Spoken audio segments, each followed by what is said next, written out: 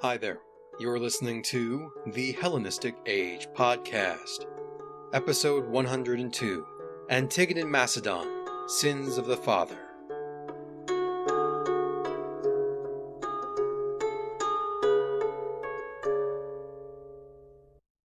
The death of King Philip V in 179 ended one of the longest reigns in the history of the Hellenistic period. A time when the Antigonid dynasty went from one of the premier powers of the Mediterranean to a humbled kingdom recovering from its defeat at the hands of the Roman Republic, then having regained much of its military and economic capabilities under his steady hand. Dysfunction within the Antigonid household had gained Perseus the throne of Macedonia, but Rome's shadow loomed over Greece, and the Senate would be watching for the next moves of this new young monarch. Perseus was going to have to prove himself in a very different climate than when his father had assumed the diadem, and with a desire for revenge said to burn within his heart, the eyes of the Greek world were watching.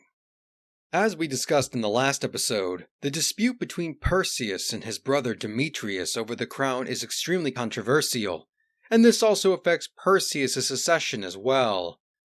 Livy claims that shortly before Philip's death, the king decided to proclaim a man named Antigonus, a great-nephew of Antigonus III Docen, to be his heir, lest his sole surviving son lead his kingdom to destruction. When Philip died in Amphipolis, the court was surprised by the prince's sudden arrival, as they believed the news would not have reached him yet, but the royal physician Calligenes had been sending secret messages warning him of his father's impending demise. Perseus then claimed the diadem as his birthright, and ordered the execution of Antigonus to prevent any other challenges to the throne. He also ordered the execution of Apelles, the official who helped orchestrate the discrediting of Demetrius, perhaps a way to cover his own tracks. Such a retelling fits his devious nature as emphasized in the sources, in order to further discredit his legitimacy. But it seems more likely that the father and son were on good terms before the former's demise, and the story is probably a fabrication. Perseus was in Thrace at the time when Philip was marching to Amphipolis, as they were planning a campaign with the Bastarnae, a Germanic or Celtic peoples living along the Danube. The king had formed an alliance with them and offered to escort them into Thrace and settle on the territory of the Dardanians. Livy claims that this resettlement scheme was to enable the warriors of the Bastarnae to invade Italy, as their wives and children remained, but the Dardanians historically were a menace to Macedonia's eastern borders. It is more likely that Philip wished to place a more friendly tribe to shore up his defenses. Unfortunately, his death in Amphipolis had stalled the process, and the tribe of 30,000 was left wandering around aimlessly until they found a spot to settle in, defeating the Dardanians in the process.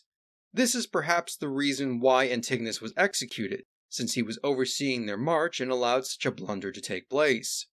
With news of the Macedonian king's death becoming public, King Abrupolis of the Thracian tribe of the Sapians also took the opportunity to launch an invasion into the south, which reached as far as Amphipolis and looted the gold mines of Mount Pangaius.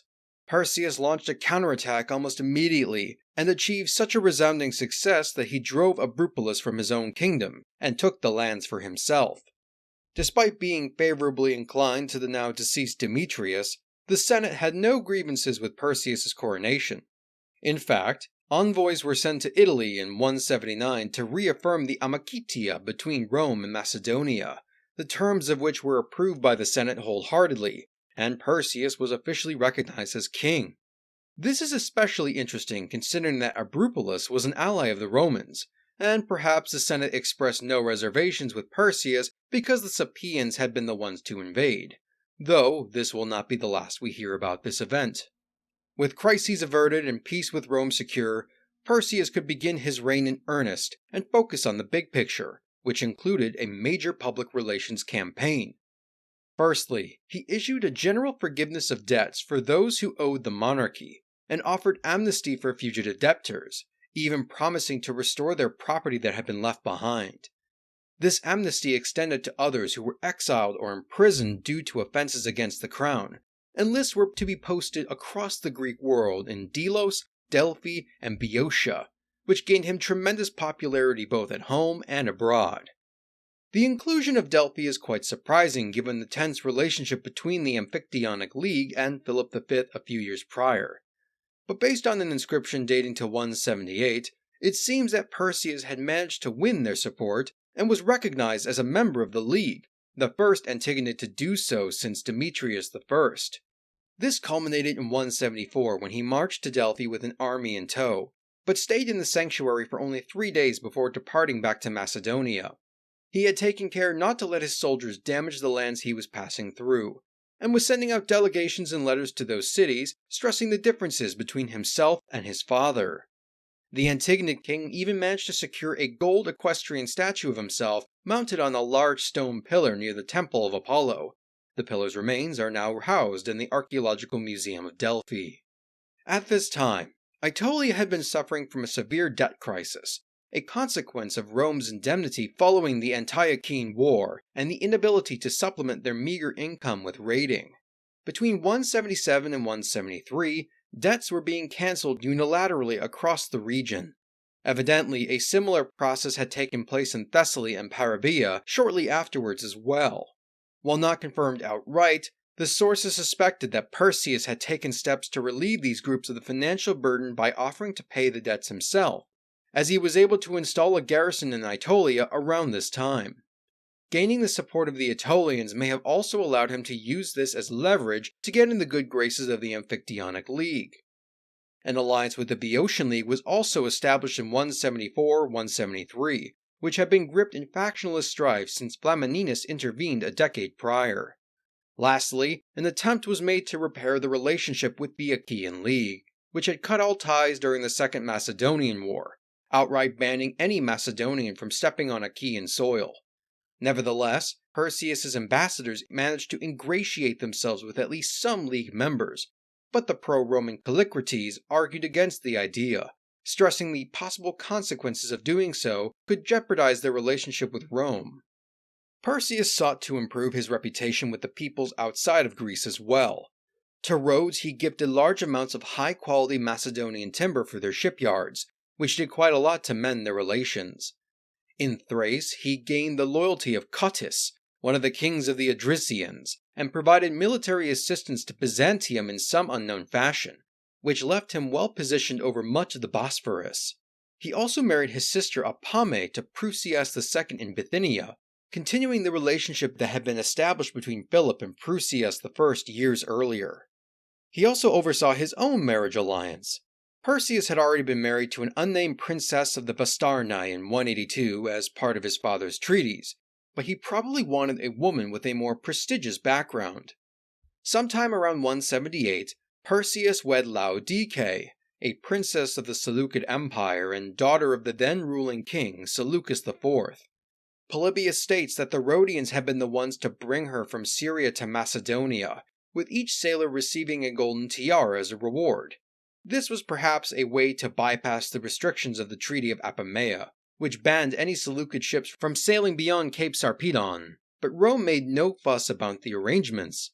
It is possible that the Antigonid king was reinstating the practice of polygamy, but his Bastarnae wife seems to have died at this point, with Livy speaking about rumors of her murder at his hands. Laodice would provide Perseus with 2 sons named Alexander and Philip, an unnamed daughter, and the possible support of the Syrian king. All in all, the activities of Perseus had done tremendous job at integrating himself with the Greek cities, being described by the sources as an active Philhellene.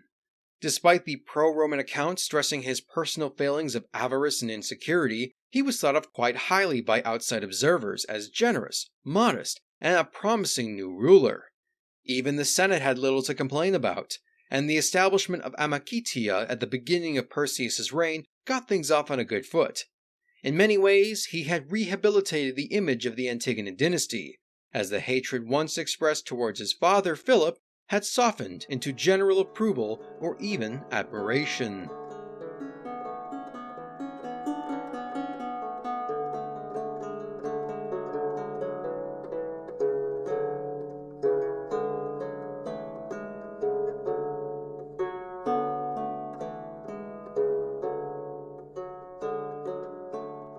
This isn't to say that everything went smoothly, and the Antigonid king wasn't idle in military campaigns.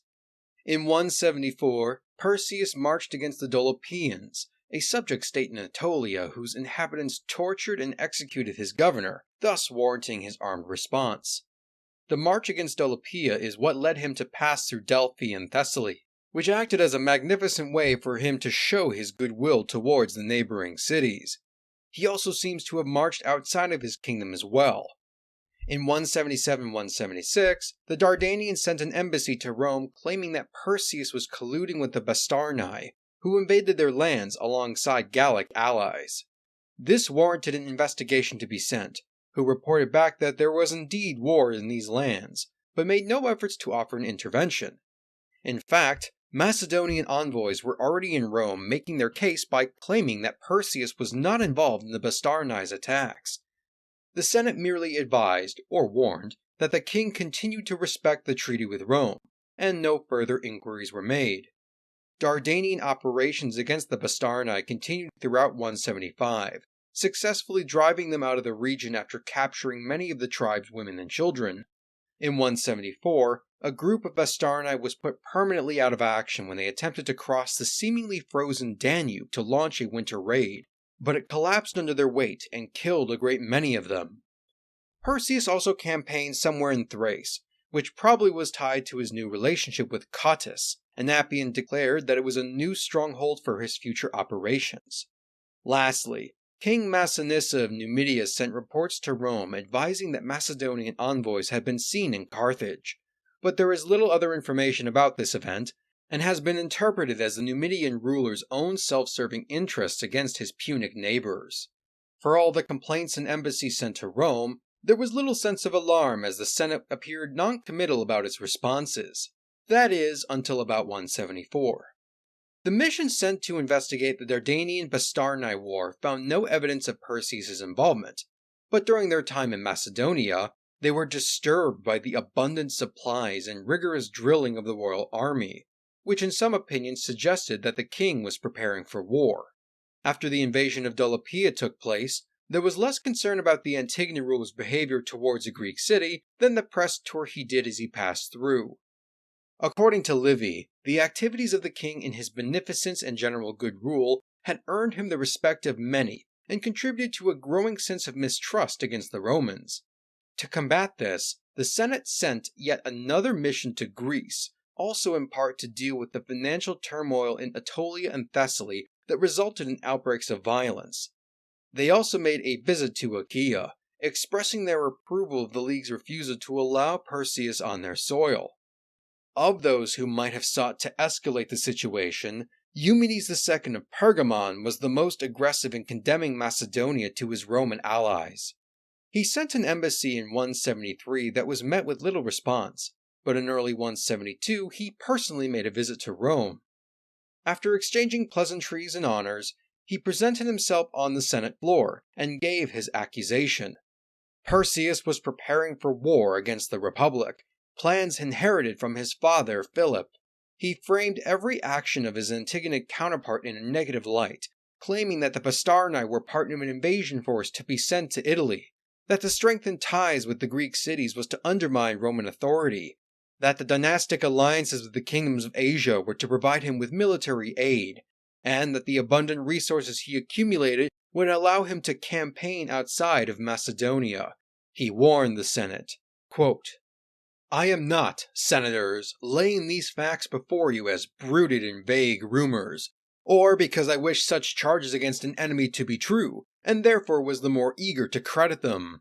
I am stating the results of my investigations and disclosures, just as though you had sent me on a mission of enquiry, and I were reporting what I had actually seen. I would not have left my kingdom, to which you have given such extension and prestige, and undertaken so long a voyage merely to destroy all faith in me by telling you idle tales. I saw the greatest cities in Greece and Asia unveiling their designs day by day, and soon, were they allowed, they will have gone so far that there will be no room left for repentance. I have watched Perseus, not confining himself within his own borders, taking armed possessions of some places, and where others could not be seized by force, winning them by a show of favor and goodwill.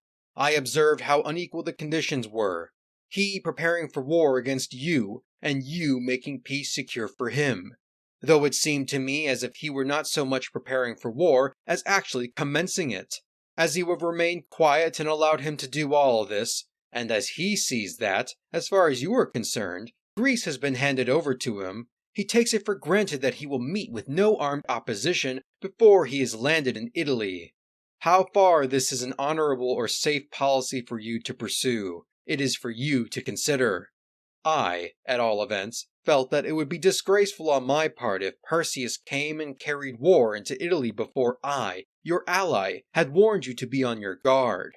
I have discharged the duty incumbent upon me, and have relieved myself of what was a burden on my loyalty.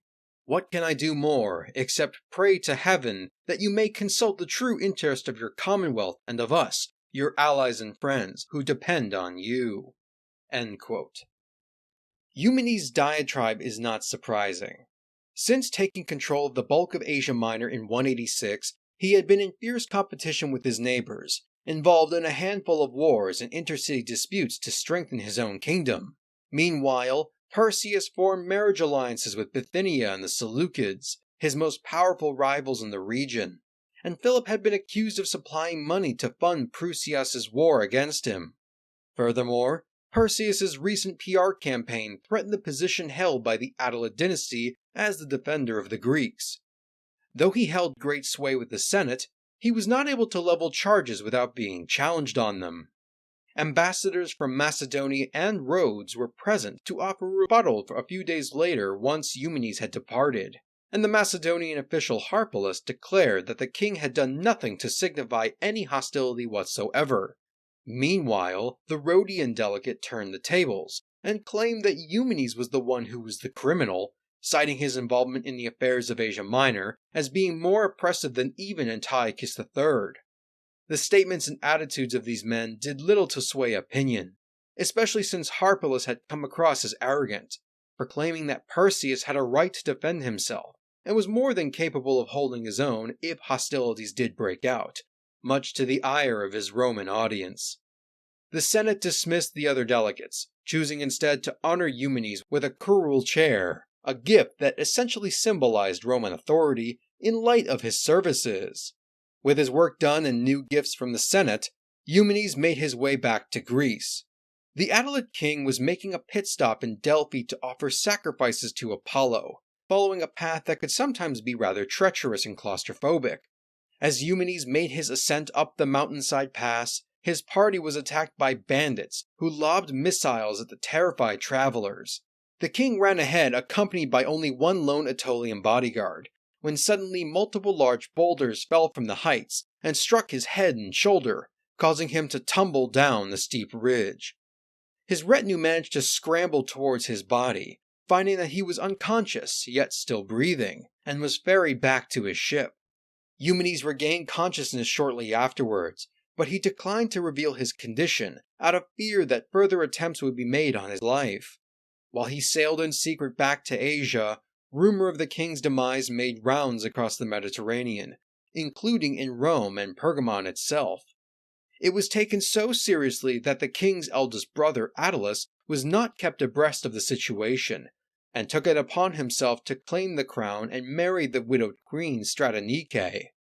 Plutarch states that this marriage was even consummated in the bedroom, but the arrival of the very much alive Eumenes compelled Attalus to offer his apologies and voluntarily hand the throne and his wife back over, though without any real punishment. When the truth was revealed to all, the attempted assassination caused outrage in the Senate. Eumenes pointed the finger at one culprit, King Perseus of Macedon. According to Livy, the Antigonid ruler despised his Pergamene counterpart for his constant meddling and wished to do away with him, employing a Cretan mercenary and 3 Macedonians to do the deed. Evidence for this came in the form of a letter, written on the king's half and delivered to one Proxo, the wealthiest woman in Delphi, brought into custody by the commissioner Gaius Valerius, who was visiting Greece at the time. Another report came in from a prominent native of Brundisium named Ramius, who enjoyed a friendship with Perseus until he was offered a large bribe to poison a number of Roman officials on the king's behalf, whereupon he alerted the local authorities. This was enough evidence to declare Perseus a public enemy, and preparations were made for the impending war with Macedon. An inscription in Delphi dating to 171-170 preserves much of the original charges that the Romans laid against Perseus, a letter sent to the Amphictyonic League to justify their declaration of war and the Republic's assumption of the League's leadership. Though there is some concern about the degree of epigraphic reconstruction involved, they are almost identical to the claims laid out in Eumenes' speech to the Senate as relayed by Livy. They included the following accusations against the Antigonid ruler: attacking the Dolopians, attacking and driving out King Abrupolis from Thrace, the murder of Boeotian envoys, the attempted assassination of Eumenes and poisoning the Senate, violated the sanctity of Delphi with his army, interfering with the affairs of Thessaly, Aetolia, and Parabia, employing the Bastarnae to send south across the Danube. Perseus has also been planning to go to war with Rome and enslave Greece. There are others mentioned by Polybius and Livy, such as the marriages to the Seleucids and Bithynian monarchy, but let us focus on these for now. The list itself has gained almost universal condemnation from scholars as shaky grounds to justify a war against Perseus, much of it retroactively fluffed up to further add support. But we must not throw out the baby with the bathwater, so let us dissect these charges and compare it to the evidence given to us in the sources. For starters, the Dolopians had been under Macedonian sovereignty off and on for nearly 40 years. The question boils down to whether they were technically independent due to the Senatorial Commission's decree that the Antigonid kingdom be restricted to the ancestral holdings of Macedonia, which is a vague sentiment, deliberately so in most likelihood. Yet the Republic was not bothered enough to intervene or punish the king for his actions, so it seems like it was drudged up only later. Second, Abrupolis' invasion of Macedonia and Perseus' subsequent counterattack in 179 is problematic, because it seems that the Thracian king was considered a friend of the Roman people at the time. Even if that was the case, the Senate had no qualms about recognizing Perseus as king in the same period despite attacking an ally, and declined to intervene once again. Their leniency might have been due to Abrupolis being the principal aggressor, but to bring it up nearly a decade later and reframing it with Perseus as the guilty party is quite duplicitous. Thirdly, Perseus was accused by Eumenes of ordering the murder of Boeotian envoys who spoke against the king before the Boeotian League agreed to a treaty with Macedonia. We have little information about the story, but it is believed that the Boeotian envoys died in the shipwreck, not at all uncommon for the period, and this charge is not brought up again by the sources in discussions between the two parties. Fourth, the supposed assassination plot of Eumenes seems incredibly suspect. A rockfall is an easily explainable hazard when in a mountainous region like the area surrounding Delphi. Could it have been highly embellished to implicate Perseus and needed as the justification for war? The fact that names and persons were introduced lends credence to the story, though one wonders why Perseus would be foolish enough to commit his plan to writing. As historian Paul Burton points out, the tale, however unlikely it seems to be, was believable enough that the Romans were willing to support the Pergamene king's claims. Fifth, while Perseus' march to Delphi with his army ultimately resulted in a peaceful outcome, and no harm was done to the lands and peoples he passed through, barring his target in Dolopia, it does not mean that it wasn't provocative. Many of the Greek states were alarmed by the Macedonians showing up on their doorstep, compelling some to send word to Eumenes out of fear of his actions. Based on the routes, much of the territory he crossed was prohibited to him explicitly, or bordering on ambiguous, so he couldn't argue that he wasn't violating some guidelines. Yet once again, Rome made no fuss about the act of crossing in of itself, and instead was more concerned about its reputation among the Greeks at the time. Sixth, the king's intervention in Aetolia and other areas racked with factionalism and debt crises. The ramifications of the peace established by Rome and the submission of Aetolia had resulted in unintentional consequences. No longer able to engage in raiding against their neighbors, the bulk of their income, debt accumulated quickly in resource-poor Aetolia. Thessaly seems to have followed suit, and pro-Roman and anti-Roman parties seem to have formed. Even if Perseus paid off the debts of the Aetolians and others to leverage political goodwill, it wasn't a crime to engage in philanthropy. And like with the murder of the Boeotians, it was not brought up again in later negotiations between the Romans and the king. 7th, Livy and others claim that Perseus, and Philip before him, intended to steer the Bastarnae over the Danube, and have them invade Italy to weaken the defenses of the Republic.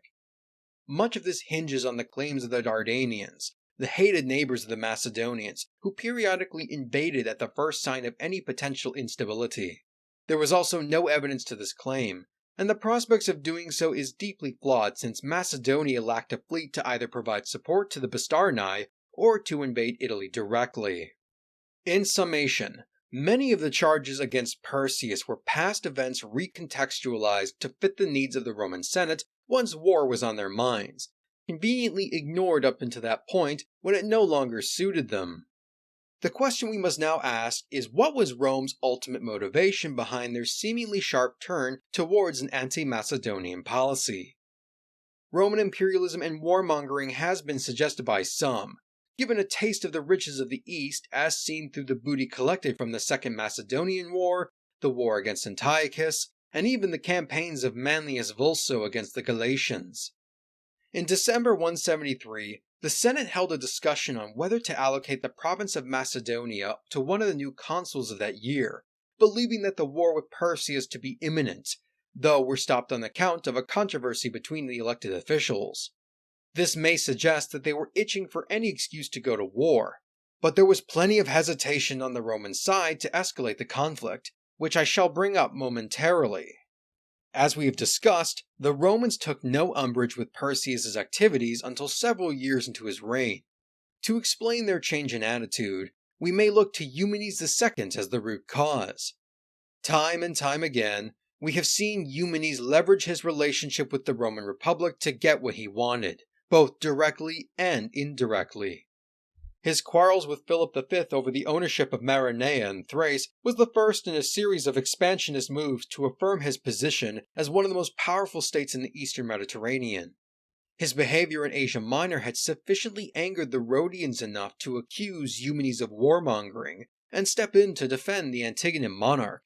Because he felt that he was being eclipsed by Perseus' rising popularity in Greece, he conspired to undermine the Macedonian king, using the same tactics as he had done for the past 20 years.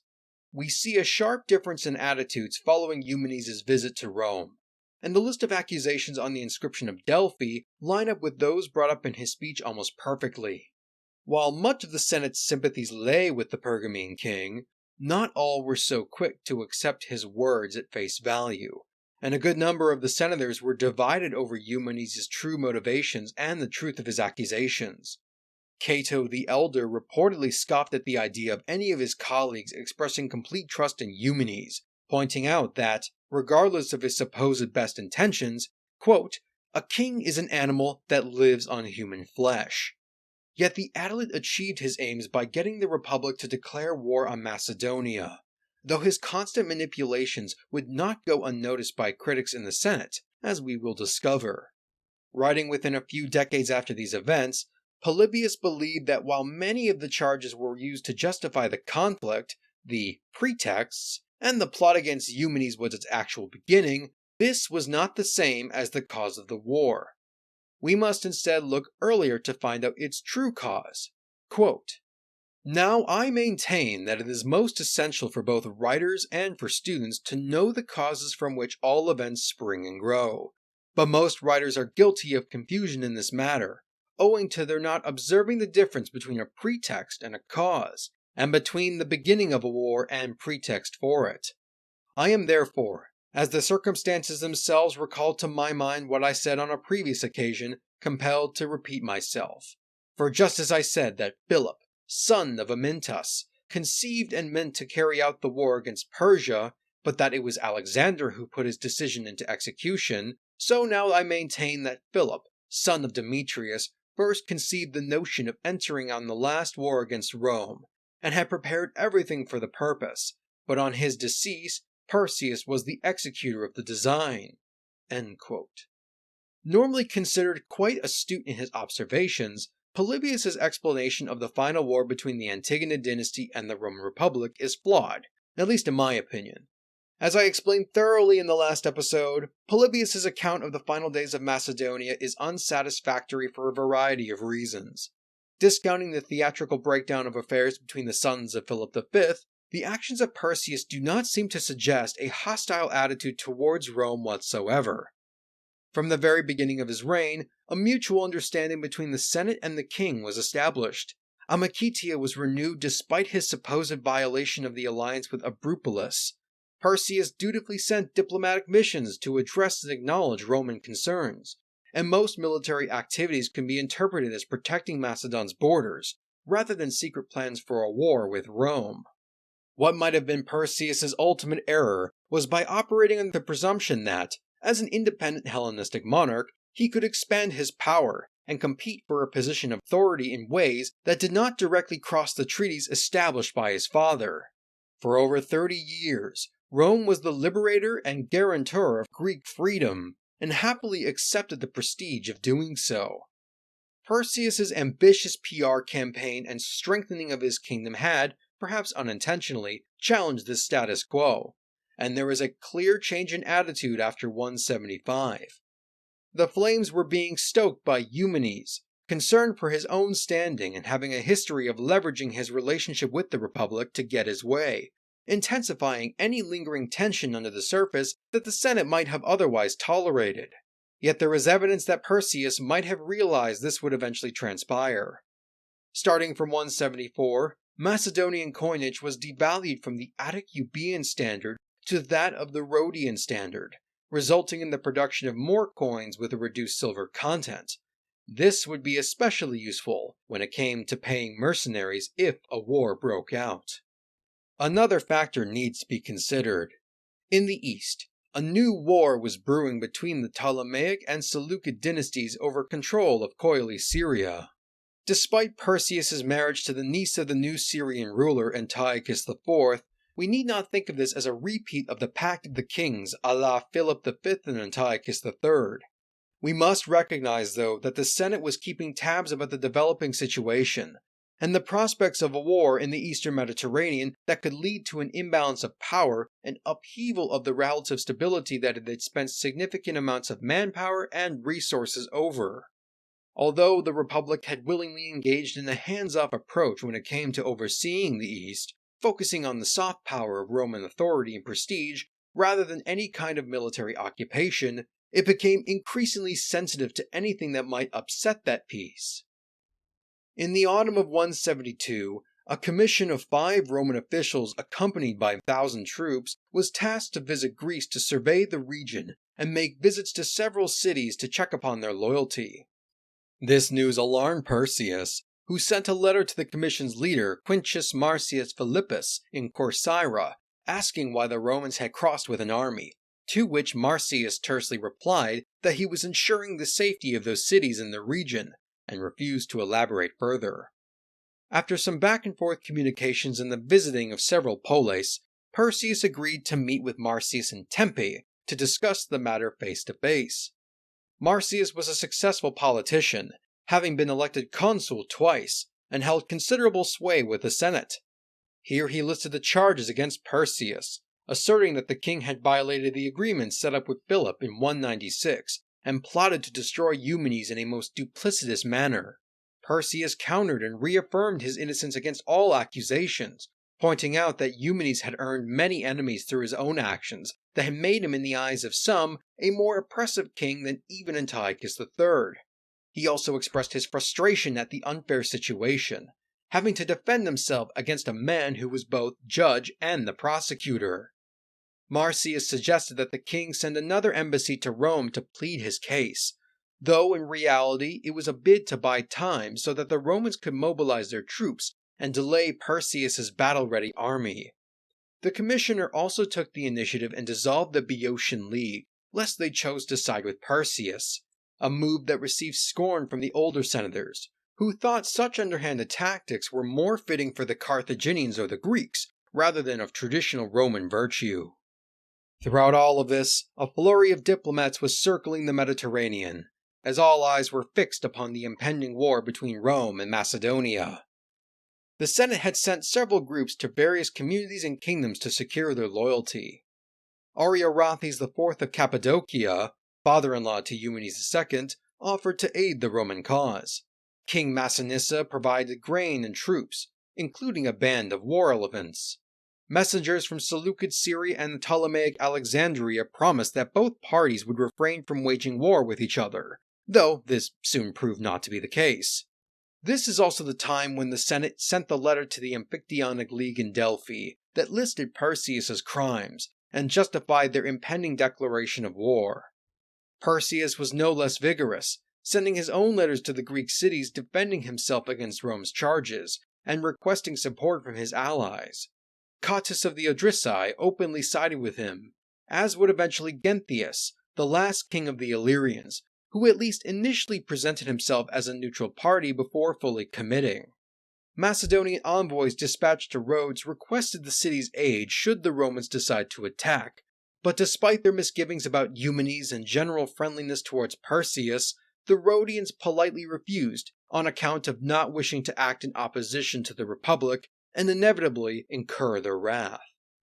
The Macedonian envoys who had been sent to Rome found themselves stonewalled by the Senate and were refused any sort of audience.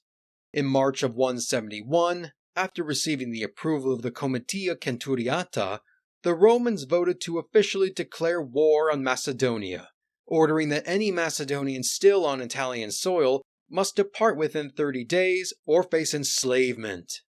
At the Macedonian capital of Pella, the royal council was convened to discuss the next steps.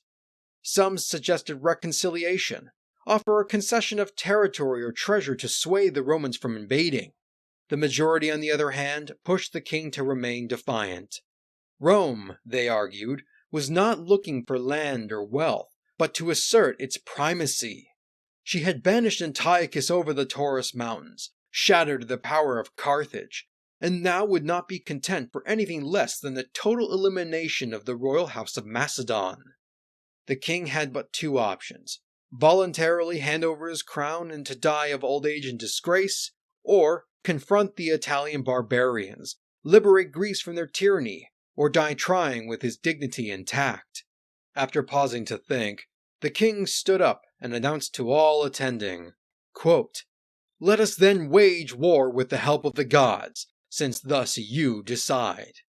Resolute in his decision, the king sacrificed 100 oxen to Athena Alkademos, patron goddess of Macedonia, before marching out to war. In a long line of warrior kings going back to Alexander and the Argeads, the freedom of the Macedonians, and perhaps Greece as a whole, now depended upon Perseus to try to protect it by the point of the spear.